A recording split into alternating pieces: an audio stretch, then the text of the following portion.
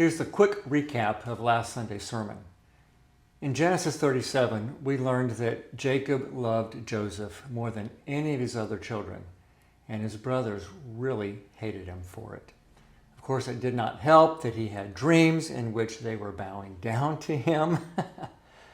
His brothers sold him as a slave to Ishmaelite traders heading down to Egypt.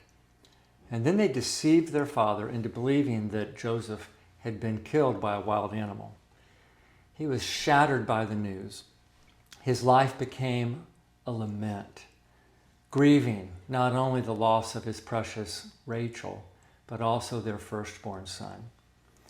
So we talked about the poison of jealousy and how important it is that a father distributes his love in a just and creative way to his children.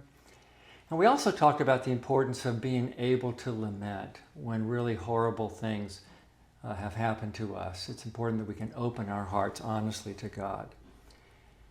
And then we started talking about the parallel between Joseph's life and Jesus.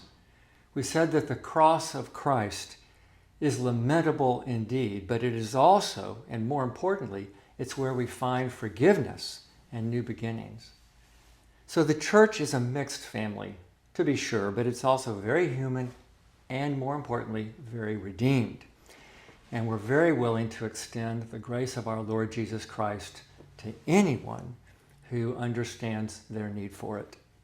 Next week, we'll talk about who buys the handsome young Hebrew slave and how God begins fashioning a shepherd boy into someone who can run a nation.